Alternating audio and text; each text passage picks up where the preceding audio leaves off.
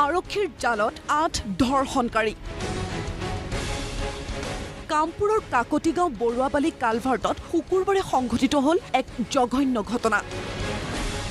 8টা নৰপিশাচে স্বামীৰ সন্মুখতে ধৰ্ষণ কৰে এগৰাকী মহিলাক। জাগিৰোডৰ পৰা হোজাইৰ নিজ বাসগৃহলৈ ৰেলেৰে আহি আছিল দম্পতীহাল। ৰেলত চিনাকি হোৱা মৰ্জত আলী নামৰ যুৱকজনে কৌশলেৰে দম্পতীহালক চাপৰমুখ ৰেল ষ্টেচনত নমায়। নিশাটো নিজ গৃহত আশ্ৰয় দিয়াৰ চলেৰে বৰুৱাবালি কালভাৰ্টত মৰ্জত আলীৰ লগতে আন 7জনে ধৰ্ষণ কৰে মহিলাগৰাকীক। পাছত মহিলাগৰাকীৰ এজাহাৰৰ ভিত্তিত কামপুৰ থানাৰ ভাৰপ্ৰাপ্ত বিষয়া সোমেশ্বৰ কোঁৱৰৰ নেতৃত্বত ধৰ্ষণকাৰীক কৰায়ত্ব কৰিবলৈ চলিল অভিযান।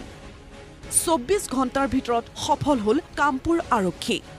আৰক্ষীৰ জালত পৰিল মৰ্জত আলী, ইক্ৰামুল হক, ফৰজুল হক, নাজিৰুল হক, মজিদুল হক, মন্তাজ আলী, হাবিবুৰ ৰহমান আৰু চুলতান আলী। কেৱল ধৰ্ষণেই নহয়, ভুক্তভোগী মহিলাগৰাকীৰ স্বামীক মাৰধৰ কৰাৰ লগতে কাঢ়ি নিয়ে 20,000 টকা। তেখেতৰ স্বামীৰ সন্মুখতে যে এজনকৈ আনজনকৈ নৰপিশাচে তেখেতৰ ওপৰত জঁপিয়াই পৰিছিলে, অতিকৈ দুৰ্ভাগ্যজনক বুলি ক'ব লাগিব। আৰু লগতে যিগৰাকী স্বামীক মাৰপিট কৰি তেখেতক মানে কাষতে পেলাই থৈ স্বামীৰ সন্মুখত আনজনকৈ নৰপিশাচে তেওঁৰ ওপৰত অত্যাচাৰ চলালে। তাৰ পাছতো তেওঁলোকৰ হাতত যি ধন পইচা টকা পইচা আছিল সকলো লৈ তেওঁলোকক তেনেদৰে পেলাই থৈ গুচি যাবলগীয়া হ'ল। এই মুহূৰ্তত যিটো বিশৃংখলতা আৰম্ভ হৈছে, এই বিশৃংখলতাটো আচলতে আমাৰ সামাজিকভাৱে আমি চিন্তা কৰিব লাগিব। এই জঘন্য ঘটনা সন্দৰ্ভত এক সংবাদমেলৰ আয়োজন কৰে নগাঁৱৰ আৰক্ষী অধীক্ষক সুব্ৰত ৰয় মেধিয়ে। ধৰ্ষণকাৰীক কৰায়ত্ব কৰাৰ ক্ষেত্ৰত গাঁওৰক্ষী বাহিনীৰ সহযোগিতাৰ শলাগ লয় আৰক্ষী অধীক্ষকে।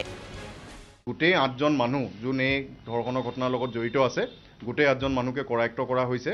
আৰু তেওঁলোকৰ প্ৰাথমিক সোধপোছত যোনজন মূল অভিযুক্ত আছে তেওঁ এই ঘটনা হোৱা বুলি স্বীকাৰোক্তি দিছে।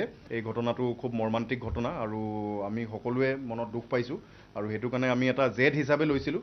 তো আজি আমি মানে ছাকচেছ চেলিব্ৰেট কৰাতকৈ মনত এটাই শান্তি লাগিছে যে 24 ঘণ্টাৰ ভিতৰতে যে আমি মানুহকেইজন ধৰিব পাৰিছোঁ। স্থানীয় আমচু নেতৃত্বৰ লগতে স্থানীয় লোকে ধৰ্ষণকাৰীক কঠোৰতম শাস্তিৰ দাবী জনাইছে। 8জন ধৰ্ষণকাৰীক কামপুৰ থানা আৰক্ষী বিষয়া মহোদয়ে কৰায়ত্ব কৰিছে, গতিকে আমি আমচুৰ ফালৰ পৰা ধন্যবাদ জনাইছোঁ। তেওঁলোকক মানে আইনমতে যিটো শাস্তি হ'ব লাগে সেইটো শাস্তি আমি বিচাৰিছোঁ। আইনীভাৱে অতি কঠোৰৰ পৰা কঠোৰতম শাস্তি বিহিব লাগে। কামপুৰৰ পৰা পুষ্পেন্দ্ৰ বৰাৰ সহযোগত নগাঁৱৰ পৰা কেমেৰা পাৰ্চন সোণমণিৰ সৈতে বীৰেন বৰাৰ ৰিপৰ্ট, প্ৰতিদিন টাইম।